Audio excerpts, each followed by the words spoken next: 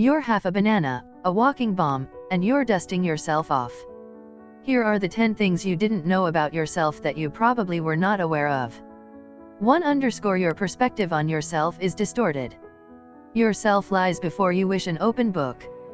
Just peer inside and read who your likes and dislikes, your hopes and fears, they're all there, able to be understood. This notion is popular but is perhaps completely false. Psychological research shows that we don't have privileged access to who we are. Once we attempt to assess ourselves accurately, we are really poking around during a fog. Princeton University psychologist Emily Pronin, who focuses on human self-perception and deciding, calls the mistaken belief in privileged access the introspection illusion. The way we view ourselves is distorted, but we don't know it. As a result, our self-image has surprisingly little to try to do with our actions. For instance, we could also be absolutely convinced that we are empathetic and generous but still walk right past a homeless on a chilly day. The reason for this distorted view is sort of simple, consistent with Pronin. Because we don't want to be stingy, arrogant, or self-righteous, we assume that we aren't any of these things. As evidence, she points to our divergent views of ourselves etal. We've no trouble recognizing how prejudiced or unfair our office colleague acts toward another person. But we don't consider that we could behave in much an equivalent way, because we shall be morally good. It never occurs to us that we, too, could be prejudiced. Pronin assessed her thesis during a number of experiments. Among other things, she had her study participants complete a test involving matching faces with personal statements that might supposedly assess their social intelligence. Afterward, a number of them were told that they had failed and were asked to call weaknesses within the testing procedure. Although the opinions of the themes were almost certainly biased, not only had they supposedly failed the test, they were also being asked to critique it. Most of the participants said their evaluations were completely objective. It had been much an equivalent in judging works of art, although subjects who used a biased strategy for assessing the standard of paintings nonetheless believed that their own judgment was balanced. Pronin argues that we are primed to mask our own biases. Is the word introspection merely a pleasant metaphor? Could it's that we aren't really looking into ourselves, because the Latin root of the word suggests, but producing a flattering self-image that denies the failings that we all have? The research on self-knowledge has yielded much evidence for this conclusion. Although we expect we are observing ourselves clearly, our self-image is suffering from processes that remain unconscious. 2. Your motives are often a complete mystery to you. How well do people know themselves? In answering this question, researchers encounter the subsequent problem: to assess a person's self-image, one would need to know who that person really is. Investigators use a spread of techniques to tackle such questions.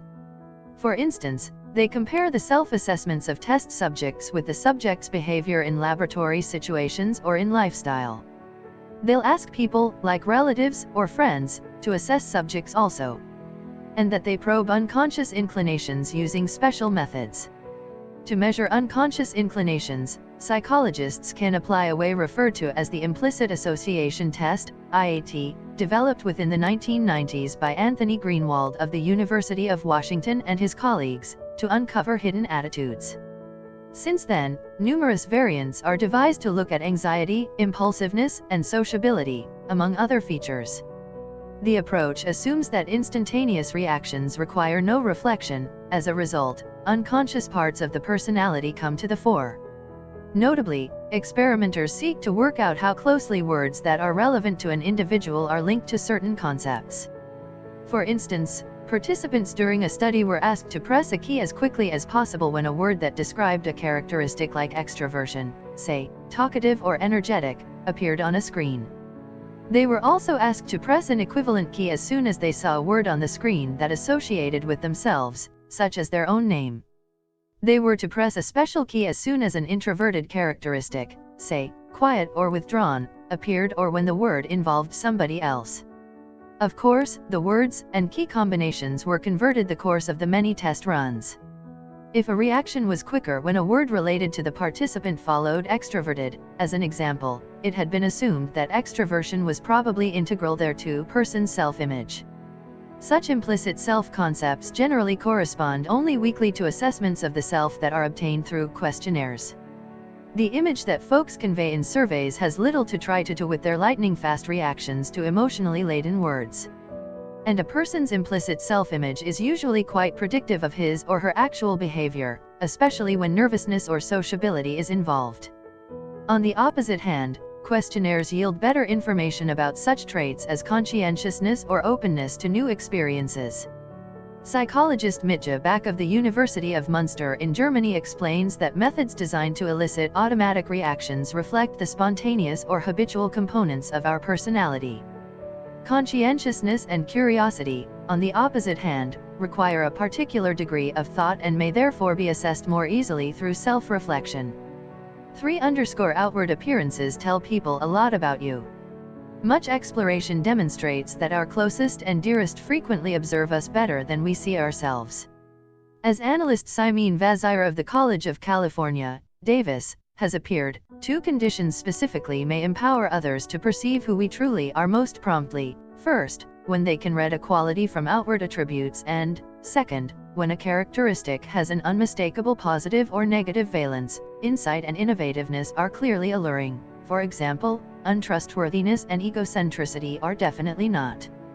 Our appraisals of ourselves most intently coordinate evaluations by others with regards to progressively unbiased qualities. The qualities by and large generally decipherable by others are those that firmly influence our conduct. For instance, individuals who are normally friendly commonly prefer to talk and search out organization. Frailty frequently shows in practices, for example, hand-wringing or turning away one's look. Interestingly, agonizing is commonly inner, unspooling inside the limits of one's psyche. We are habitually heedless with the impact we have on others since we just don't see our own outward appearances, signals, and nonverbal communication. I am not really mindful that my squinting eyes demonstrate pressure or that the droop in my stance spells out how intensely something burdens me.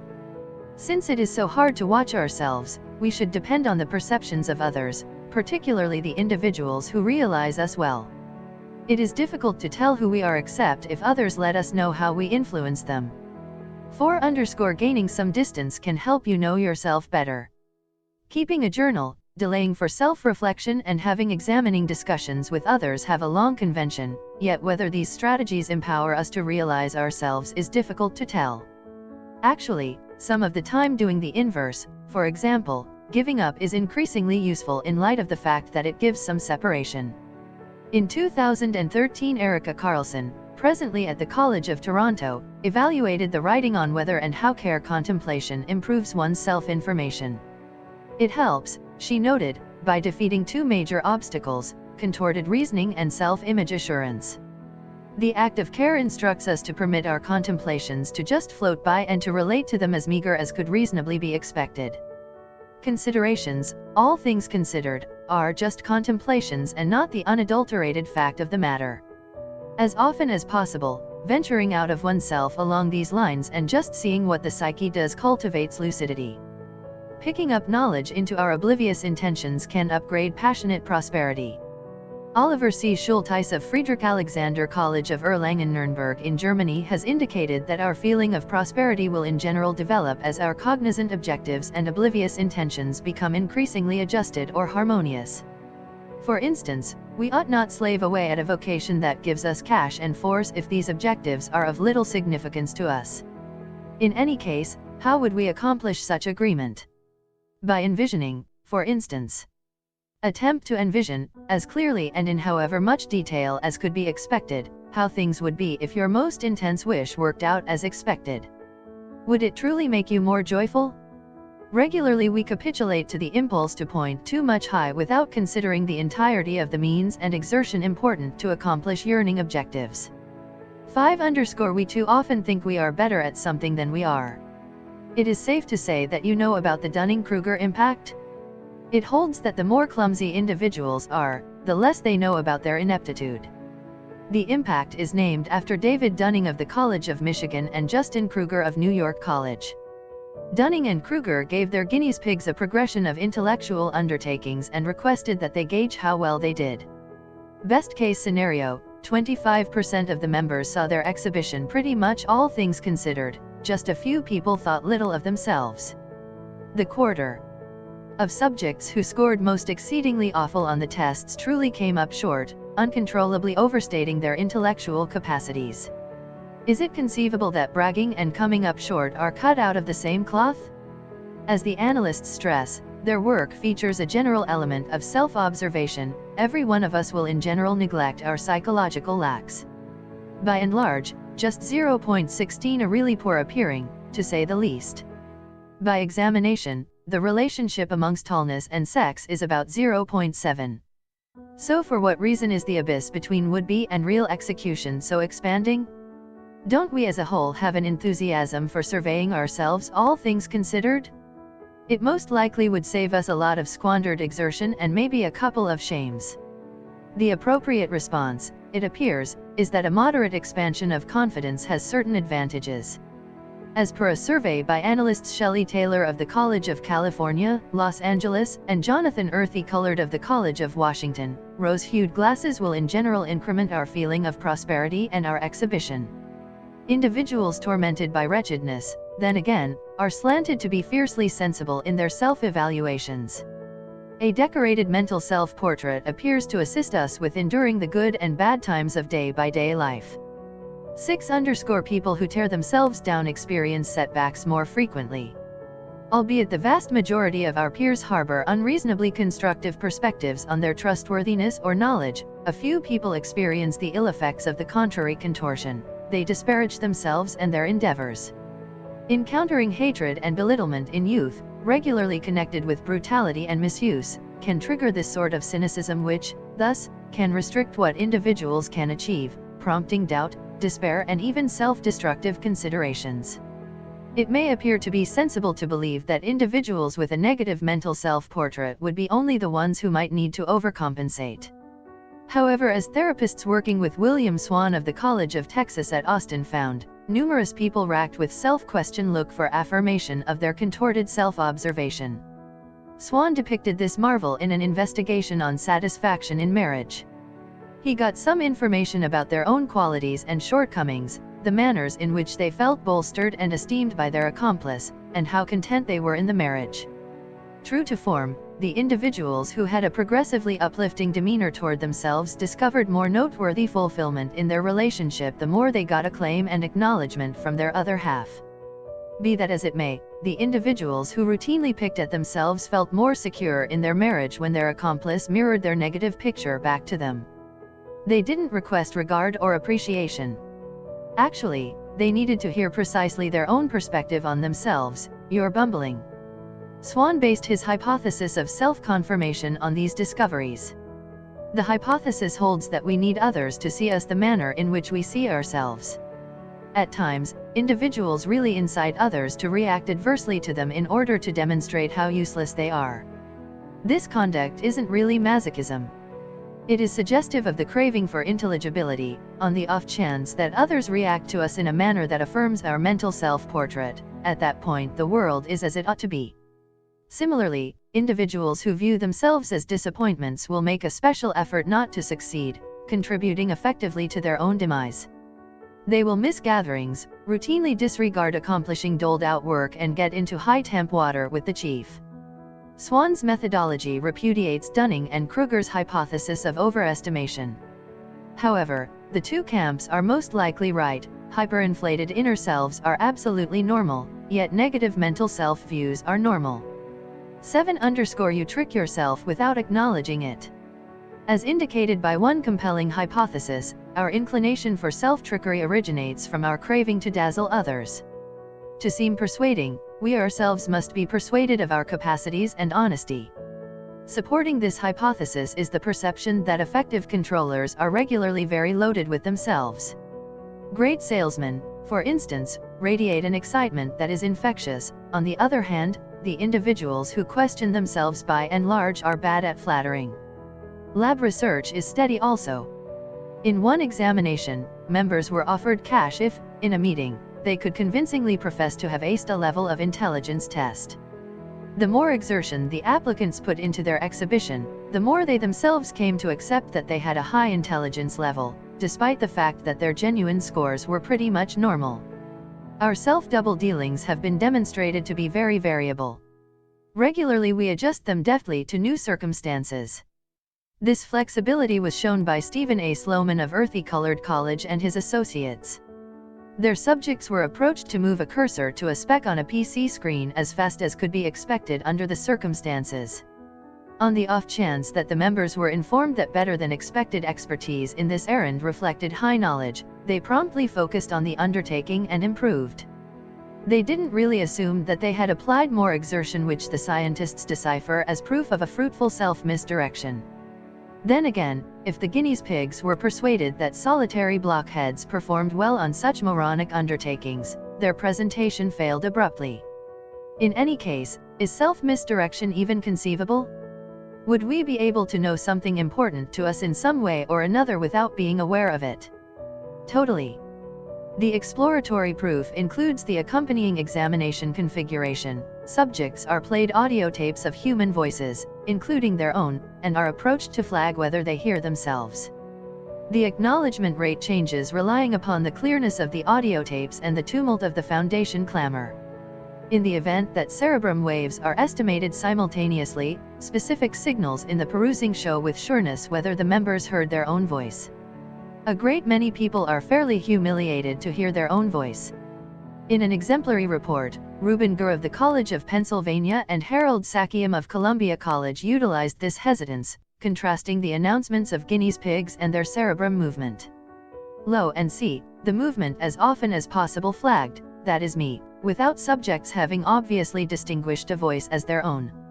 In addition, if the examiners compromised the members' mental self-view, say, by disclosing to them that they had scored wretchedly on another, unimportant, test, they were even less well-suited to perceive their voice.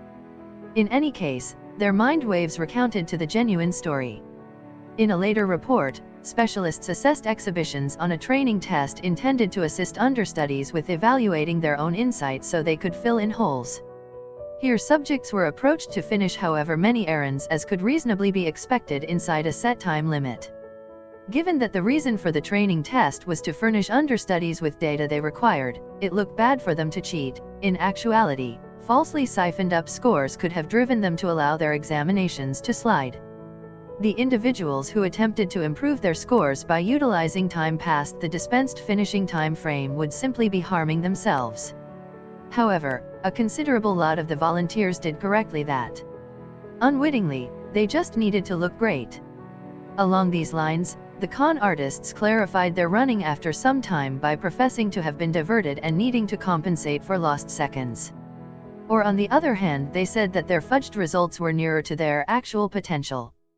Such clarifications, as per the analysts, befuddle circumstances and logical results, with individuals inaccurately thinking. Astute individuals as a rule improve on tests. So in the event that I control my grade by basically taking somewhat more time than permitted, I'm one of the keen ones, as well.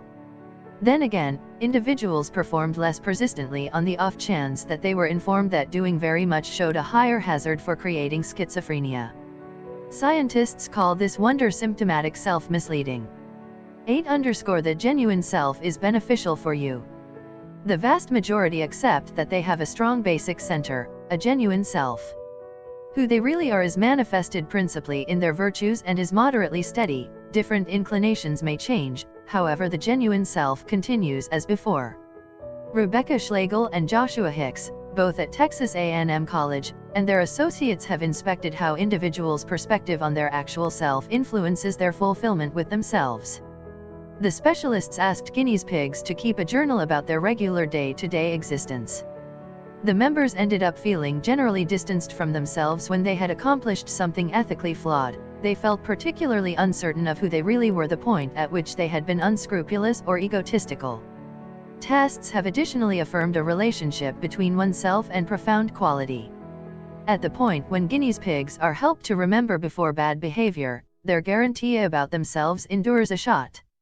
George Newman and Joshua Knobe, both at Yale College, have discovered that individuals ordinarily think people harbor a genuine self that is righteous. They gave subjects contextual investigations of untrustworthy individuals, racists, and such. Members for the most part credited the conduct for the situation studies to ecological factors. For example, a troublesome adolescence. The genuine quintessence of these individuals should without a doubt have been extraordinary. This work demonstrates our inclination to feel that, in their innermost self, individuals pull for what is good and acceptable. Another investigation by Newman and Knobe included Imprint, a sincere Christian who was in any case pulled in to other men. The scientists tried to see how the members saw Imprint's issue. For moderate guinea pigs, Imprint's actual self was not gay. They suggested that he opposed such allurements. Those with a progressively liberal viewpoint figured he should expose the unadulterated truth. However, on the off chance that Imprint was introduced as a common humanist who thought being gay was fine yet had negative emotions when pondering same-sex couples, the traditionalists immediately recognized this hesitance as proof of Imprint's actual self. Dissidents saw it as proof of an absence of understanding or advancement. At the end of the day, what we guarantee to be the center of someone else's character is uncertainty established in the qualities that we ourselves hold generally dear. The genuine self ends up being an ethical measuring stick. The conviction that the genuine self is good presumably clarifies why individuals interface individual upgrades more than individual lacks to their actual self. Clearly we do so effectively to improve evaluations of ourselves. Anne E. Wilson of Wilfrid Laurier College in Ontario and Michael Ross of the College of Waterloo in Ontario have shown in a few investigations that we will in general credit increasingly pessimistic qualities to the individual we were previously, which makes us look better in the present time and place. As indicated by Wilson and Ross, the further back individuals go, the more negative their portrayal becomes. In spite of the fact that improvement and change are a piece of the ordinary development process, it feels great to accept that after some time, one has become who one truly is. Expecting that we have a strong center character lessens the unpredictability of a world that is continually in transition. The individuals around us assume a wide range of jobs, acting conflictingly and simultaneously proceeding to create. It is consoling to believe that our companions Tom and Sarah will be accurately as similar tomorrow as they are today, and that they are essentially acceptable individuals whether or not that recognition is right. Is existence without faith in a genuine self even possible? Specialists have inspected this inquiry by looking at changed societies. The confidence in a genuine self is boundless in many pieces of the world. One special case is Buddhism, which lectures the non-existence of a steady self. Forthcoming Buddhist priests are instructed to see through the illusionary character of the inner self. It is consistently in transition and totally moldable. Nina Strominger of the College of Pennsylvania and her associates needed to know how this point of view influences the dread of death of the individuals who hold it. They gave a progression of surveys and situations to around 200 lay Tibetans and 60 Buddhist priests. They contrasted the outcomes and those of Christians and non-religious individuals in the U.S., just as with those of Hindus, who, much like Christians, accept that a center of the spirit, or atman, gives people their character. The basic picture of Buddhists is that they are profoundly loose, totally benevolent individuals. However, the less that the Tibetan priests put stock in a stable inward embodiment, the more probable they were to fear passing. Likewise, they were altogether increasingly narrow-minded in a theoretical situation in which swearing off a specific drug could drag out the life of someone else. Almost 3 out of 4 priests ruled against that invented alternative, definitely more than the Americans or Hindus. Self-serving, frightful Buddhists? In another paper, Strominger and her associates considered the possibility of the genuine self a cheerful apparition, but a conceivably helpful one. It is, regardless, one that is difficult to shake. Unreliable individuals will in general carry on more ethically. 9_frailty is by and large idea of as a downside, yet it isn't completely terrible. Individuals who feel shaky about whether they have some positive characteristic will in general attempt to demonstrate that they do have it. The individuals who are uncertain of their liberality, for instance, are bound to give cash to a decent purpose. This conduct can be inspired tentatively by giving subjects adverse criticism. For example, as indicated by our tests, you are less useful and helpful than normal. Individuals detest hearing such decisions and wind up taking care of the gift box. Drazen Prelick, a clinician at the Massachusetts Foundation of Innovation, clarifies such discoveries with his hypothesis of self-flagging. What a specific activity says about me is regularly more significant than the activity's real goal. In excess of a couple of individuals have stayed with an eating regimen since they would not like to seem frail-willed. On the other hand, it has been observationally settled that the individuals who are certain that they are liberal, wise, or amiable put forth less attempt to demonstrate it. An excessive amount of confidence makes individuals careless and builds the gap between the self that they envision and the self that is genuine. Subsequently, the individuals who think they realize themselves well are especially able to know themselves less well than they might suspect.